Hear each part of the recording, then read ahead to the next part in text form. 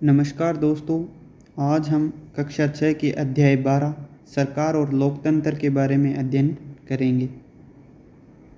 अगर आप किसी भी कॉम्पिटिटिव एग्ज़ाम की तैयारी कर रही हैं तो ये वीडियो आपके लिए बहुत ही इम्पोर्टेंट है। आपके बेसिक नॉलेज के लिए ये वीडियो काफ़ी इम्पोर्टेंट है, तो प्लीज़ इसे ध्यान से सुने और 20 मिनट बिल्कुल ध्यान लगाकर इस क्लास को देखें, जिससे आपके काफ़ी कंसेप्ट क्लियर हो जाएंगे। चलिए शुरू करते हैं। सरकार और लोकतंत्र। किसी देश की शासन व्यवस्था को सुचारू रूप से चलाने के लिए विभिन्न प्रकार के निर्णय लेने पड़ते हैं। इस प्रकार के निर्णय लेने का काम सरकार करती है। सरकार जनता के लिए कई तरह के काम करती है। सरकार के कार्यों की प्रकृति उसके स्वरूप पर निर्भर करती है। यदि सरकार तानाशाही है तो यह आवश्यक नहीं है कि वह जनता के भले के लिए कार्य करे। सामान्यतः लोकतांत्रिक सरकार ही जनता के हित में निर्णय लेती है। तो लोगों के हित के बात जहाँ भी आती है वहाँ कौन सी सरकार कार्य करती है? लोकतांत्रिक सरकार। सरकार जनता को विभिन्न प्रकार की जन सुविधाएं जैसे सड़क, स्कूल, अस्पताल, बिजली की आपूर्ति आदि उपलब्ध करवाती है। सरकार कई सामाजिक मुद्दों पर भी कार्य करती है, जैसे कि गरीबों के उत्थान के लिए कार्यक्रम चलाना। वह डाक एवं रेल सेवाएं चलाने जैसे अनेक महत्वपूर्ण काम भी करती है। सरकार का काम देश की सीमाओं का सुरक्षा करना और दूसरे देशों में शांति संबंध बनाए रखना भी है। सरकार देश के सभी नागरिकों को पर्याप्त भोजन और अच्छी स्वास्थ्य सुविधाएं प्रदान करने की व्यवस्था करती है। तो सरकार के ये कुछ कार्य बताएंगे हैं, जिसमें स्कूल, अस्पताल, बिजली, कुछ सामाजिक मुद्दे हैं, गरीबों के उत्थान के लिए कुछ कार्यक्रम चलाए जाते हैं, डाक सेवा है, रेल सेवा है, बस सेवा है, दूसरे देश से सुरक्षा है, दूसरे देशों से शांतिपूर्ण संबंध है। तो इस प्रकार से सरकार के कुछ दायित्व और बताए गए हैं। अब देखते हैं सरकार के स्तर कितने होते हैं। चलिए देखते हैं सरकार के स्तर। देश में सरकार अलग अलग क्षेत्रों पर कार्य करती है। स्थानीय स्तर पर, राज्य के स्तर पर एवं राष्ट्रीय स्तर पर। तो 3 स्तर यहाँ पर मुख्य रूप से दिखाए गए हैं: स्थानीय स्तर, राज्य स्तर और राष्ट्रीय स्तर। स्थानीय स्तर की सरकार का मतलब अपने गांव या शहर के लिए काम करने वाली सरकार से है। अपने गांव में ग्राम पंचायत और शहर में नगर पालिका आदि नगर निकाय स्थानीय सरकार के स्वरूप में कार्य करते हैं। ये अपने इलाकों में सड़क बनवाने, सफाई करवाने, रास्ते में रोशनी की व्यवस्था करवाने जैसे स्थानीय महत्व के कार्य करते हैं। तो स्थानीय सरकार में कौन कौन से आ जाते हैं? जैसे गांव और शहर। गांव में अपनी क्या होती है? ग्राम पंचायत, और शहर में नगर पालिका और नगरीय निकाय, ये स्थानीय सरकार में आती है। इनका क्या कार्य है? अपने क्षेत्र में सड़क बनवाने का कार्य, सफाई का, और रास्ते में लाइट यानी रोशनी की व्यवस्था करवाने का कार्य है। राज्य स्तर की सरकार का मतलब है वह सरकार जो एक पूरे राज्य के लिए कार्य करती है। जैसे हमारी राजस्थान सरकार हो गई, तो ये पूरे राजस्थान के लिए कार्य करती है, इसे बोलते हैं राज्य सरकार। और नंबर 3 पे है राष्ट्रीय स्तर। राष्ट्रीय स्तर की सरकार का संबंध पूरे देश से होता है। जैसे हमारी भारत सरकार है तो उसका संबंध अपने पूरे देश से है। आगे पढ़ते हैं सरकार एवं कानून। सरकार कानून बनाती है जो देश के सभी नागरिकों पर समान रूप से लागू होते हैं। सरकार कानून के माध्यम से काम करती है, अपनी मनमर्जी से कार्य नहीं करती है, क्योंकि अपने सर्वोपरि क्या है? कानून ही है। उसके पास कानून बनाने और उसे लागू करने की शक्ति होती है। सरकार को यह शक्ति जनता अपने वोट के माध्यम से प्रदान करती है।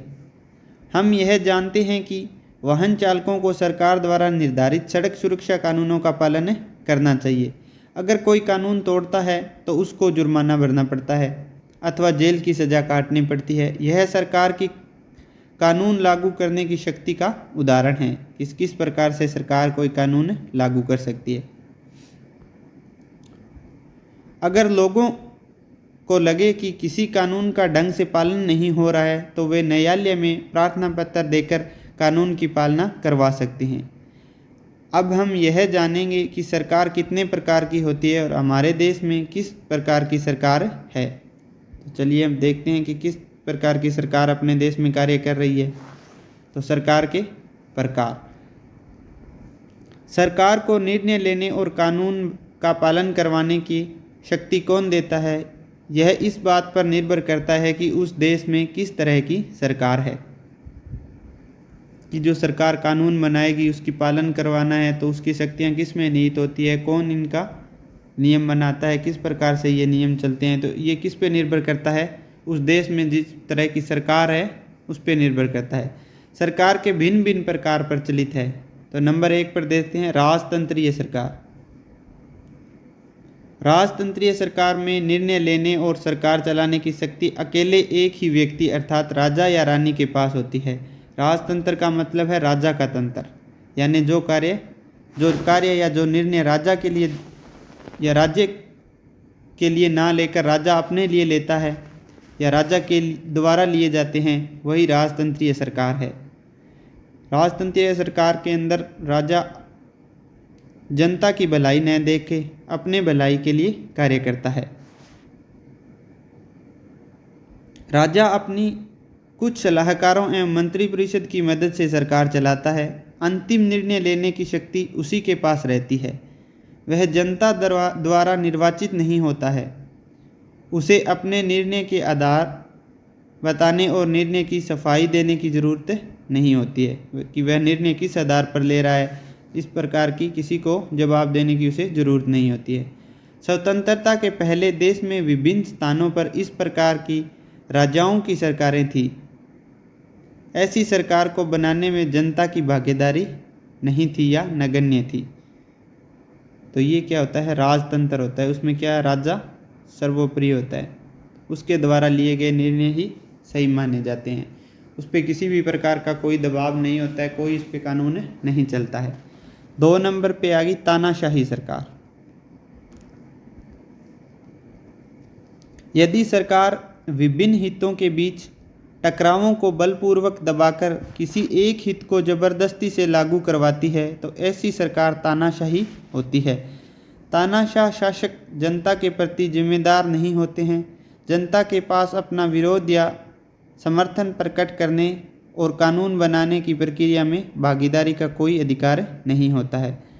एक समय यूरोप के जर्मनी और इटली नामक देशों में तानाशाही सरकारें थीं जिन्होंने नागरिकों के मूल अधिकारों की अवहेलना की थी। तो कहाँ कहाँ पे थी, यूरोप के जर्मनी और इटली नामक देशों में, वहाँ क्या थी, तानाशाही सरकारें थी। इसमें एक व्यक्ति है जो कानून बना देता है तो सभी को उस हिसाब से ही चलना होता है। सारा कुछ एक बंदे के ऊपर ही निर्भर होता है।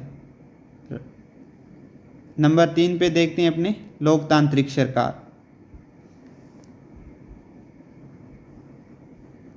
लोकतांत्रिक सरकार जनता के द्वारा चुनी हुई होती है।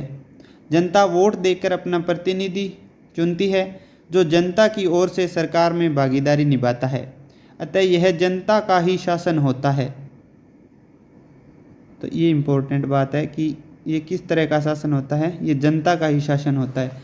सरकार जनता के प्रति जवाबदेह और जन भागीदारी के पर आधारित होती है। सरकार किसके प्रति जवाबदेही रखती है, तो जनता के प्रति। इस व्यवस्था में सभी को अपने अपने हितों को प्रकट करने और संगठन बनाने की स्वतंत्रता होती है। सरपंच, पार्षद और विधायक जनप्रतिनिधि होते हैं। जनप्रतिनिधि का मतलब हो गया जनता द्वारा चुने गए, जैसे सरपंच हो गया गांव में, पार्षद हो गए और विधायक हो गए। ये क्या है, जनता के जनप्रतिनिधि है। इनको हम लोगों ने ही चुन के आगे भेजा है। ये राजतंत्र एक डायग्राम में दिखाया गया है दोनों तरफ। ये तो राजतंत्र है और दूसरी तरफ लोकतंत्र है। इसमें सर्वोपरि कौन है, राजा है, और इसमें कौन है, जनता है। इसमें सब कुछ चुनने का अधिकार जनता के पास होता है। तो राजतंत्र एवं लोकतंत्र में जनता की स्थिति के बारे में बताया गया है कि कैसी स्थिति रहती है। तो लोकतंत्र में क्या है और राजतंत्र में क्या है। राजतंत्र में तो क्या है, ऐसी स्थिति है जो इस डायग्राम में आप देख रहे हैं, और लोकतंत्र में वो स्थिति किसकी है, राजा की है। जो राजतंत्र में लोगों की है वो। तो इस प्रकार से अपने इसमें फ़र्क देख सकते हैं। स्वतंत्रता के पश्चात भारत ने लोकतांत्रिक सरकार का रास्ता चुना ताकि सरकार में जनता की भागीदारी सुनिश्चित की जा सके। अब हम लोकतांत्रिक सरकार की विशेषताओं पर चर्चा करेंगे। चलिए देखते हैं लोकतांत्रिक सरकार की क्या क्या विशेषताएं होती है। नंबर 1, प्रतिनिधित्वात्मक लोकतंत्र। जनता वोट देकर अपने प्रतिनिधियों का चुनाव करवाती है। वार्ड पंच, सरपंच, प्रधान, जिला प्रमुख, शहर के पार्षद व मेयर, विधायक और सांसद जनता के प्रतिनिधि होते हैं, जो कि विभिन्न सत्रों पर जनता की ओर से सरकार के संचालन में भागीदारी करते हैं। इस प्रकार जनता सरकार के कार्यों में अपनी भागीदारी निभाती है। तो क्या होता है प्रतिनिधित्वात्मक, क्या होता है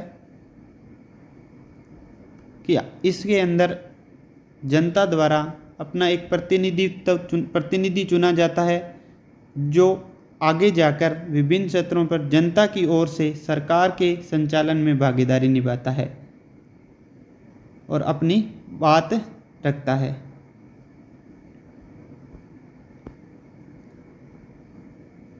नंबर 2 है समानता एवं न्याय। लोकतांत्रिक सरकार न्याय एवं समानता के आधार पर कार्य करती है। न्याय तभी प्राप्त हो सकता है जब सब लोगों के साथ बराबरी का व्यवहार हो। सरकार उन समूहों के लिए विशेष प्रावधान करती है जो समाज में बराबर नहीं माने जा रहे हैं। जैसे हमारे समाज में लोग लड़कों के पालन पोषण पर लड़की से ज़्यादा ध्यान देते हैं। समाज लड़कियों का उतना महत्व नहीं देता जितना लड़कों को देता है। इस भेदभाव को दूर करने के लिए सरकार ने कुछ विशेष प्रावधान किए हैं ताकि लड़कियों समाज में बराबरी पर आ सकें। इसी प्रकार समाज में कुछ वंचित और पिछड़े वर्गों के समूह हैं जिन्हें उत्थान के लिए विशेष प्रावधान किए गए हैं। सरकार का चुनाव 18 वर्ष की आयु पूरी कर चुके देश के सभी वयस्क नागरिक समानता के आधार पर वोट दे सकते हैं। तो वोट देने की उम्र क्या है, 18 वर्ष। जनता को एक व्यक्ति एक वोट एक मोल के आधार पर सार्वभौमिक वयस्क मताधिकार प्राप्त है। नंबर 3 पे आ गया जागरूकता और जवाबदेही। लोकतांत्रिक सरकार की जनता के प्रति जवाबदेही होती है। लोकतांत्रिक जो सरकार होती है वे किसके प्रति जवाबदेही होती है, तो जनता के प्रति जवाबदेही होती है, क्योंकि लोकतंत्र में जनता ही सरकार को चुनती है। देश में जनता को सूचना का अधिकार दिया गया है। इस कानून के अनुसार कोई भी व्यक्ति सरकार की नीतियों व उनके कार्यों और आय व्यय के हिसाब की सूचना मांग सकता है। तो किस अधिकार के तहत मांग सकते हैं, सूचना के अधिकार के तहत कोई भी व्यक्ति सरकार से उसके कार्यों को आय व्यय के हिसाब की सूचना मांग सकता है। इससे सरकार के कार्यों में पारदर्शिता बढ़ी और भ्रष्टाचार पर रोक लगी है। साथ ही सरकार एवं लोगों के बीच की दूरी कम हो रही है। समाचार पत्रों, रेडियो, टेलीविज़न, इंटरनेट सेवा युक्त कंप्यूटर जैसे संचारों के माध्यम से मिली सूचनाओं के आधार पर देश के लोग विभिन्न विषयों पर आपस में विचार विमर्श कर सरकार के कार्यों के बारे में अपनी राय बनाते हैं। तो इसमें क्या होता है कि अलग अलग माध्यमों से सूचनाएं अपने तक पहुंचती है और उनके ऊपर विचार विमर्श करके सरकार के कार्यों के बारे में अपनी राय बता सकते हैं। नंबर 4 पे आ गया लोक कल्याण। लोकतांत्रिक सरकार जनता के लिए होती है। लोक कल्याण के मतलब है लोगों का कल्याण। सरकार जनता के कल्याण के लिए कार्य करती है। वह ऐसा कार्यक्रम और योजनाएं चलाती है जिसमें सभी लोगों का कल्याण हो। गरीब, कमज़ोर और पिछड़े लोगों के उत्थान के लिए विशेष प्रयास किए जा रहे हैं। सरकारी विद्यालयों में मध्याह्न भोजन की व्यवस्था, महात्मा गांधी नरेगा योजना के जरिए रोजगार देना, निःशुल्क दवा योजना आदि सरकार के लोक कल्याणकारी कार्यक्रम हैं। तो लोक कल्याण का मतलब हो गया सभी लोगों के कल्याण के लिए या सभी लोगों के हित के लिए जो कार्य किया जाता है उसे लोक कल्याण कार्यक्रम कहते हैं। जैसे बच्चों को मध्याह्न में भोजन दिया जाता है और रोजगार के लिए महात्मा गांधी नरेगा योजना चलाई गई है और निःशुल्क दवा योजना चलाई है। ये सभी क्या है? लोक कल्याणकारी कार्यक्रम है। नंबर 5 पे आ गया विवादों का समाधान। हमारा देश विविधताओं का देश है। कभी कभी विविधता से विवाद की स्थिति भी पैदा हो जाती है। जनता के विवादों और समस्याओं का समाधान करने की जिम्मेदारी सरकार की होती है। सरकार शांतिपूर्वक तरीके से कानून के माध्यम से विवादों के समाधान का प्रयास करती है। लोकतंत्र में सरकार विवादों के समाधान में जनमत का सामना करती है। समाज से ही सरकार का गठन होता है। समाज और सरकार में घनिष्ठ संबंध होता है। तो समाज और सरकार में क्या होता है? घनिष्ठ संबंध होता है। लोकतांत्रिक सरकार व्यक्ति को विकास और उसके जीवन का बेहतर बनाने का अवसर प्रदान करती है। तो सबसे जो अच्छी सरकार है वो लोकतांत्रिक सरकार ही है, जिसमें क्या होता है? व्यक्ति के विकास और उसके जीवन का बेहतर बनाने का अवसर मिलता है। तो ये अपने ने पढ़ा लोकतंत्र के बारे में। और इसके आगे हम देखते हैं कुछ शब्दावली दी गई है। लोकतंत्र क्या होता है? जनता का राज्य अथवा वह सरकार जिसमें शासक चुनता के मत से चुना जाता है और वह जनता के प्रति उत्तरदायी होता है, वह क्या होता है? लोकतंत्र। इसमें जो सरकार है उसका शासक है वह जनता के द्वारा चुना जाता है और वह जनता के प्रति ही उत्तरदायी होता है।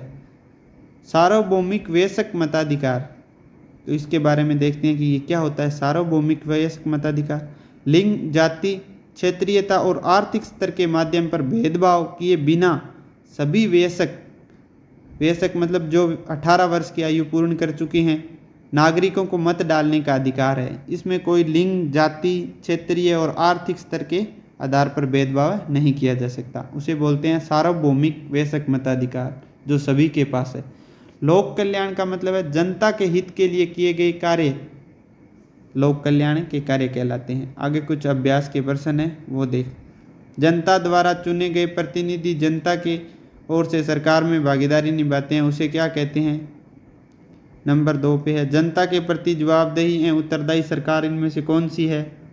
नंबर 3 पे सरकार का चुनाव कितने वर्ष की आयु पूरी कर चुके वयस्क नागरिकों करते हैं? जनता अपने खालिस्तान के माध्यम से सरकार में भागीदारी निभाती है। तो इस प्रकार से ये क्वेश्चन है, इनको देखिए। अगर आपने ये चैप्टर पूरी ध्यान से पढ़ा है तो ऐसा कोई भी प्रश्न इसमें से नहीं है जो आपसे हल ना हो। और अगर आपको ये वीडियो अच्छी लगे तो इसे लाइक और शेयर कीजिए। धन्यवाद।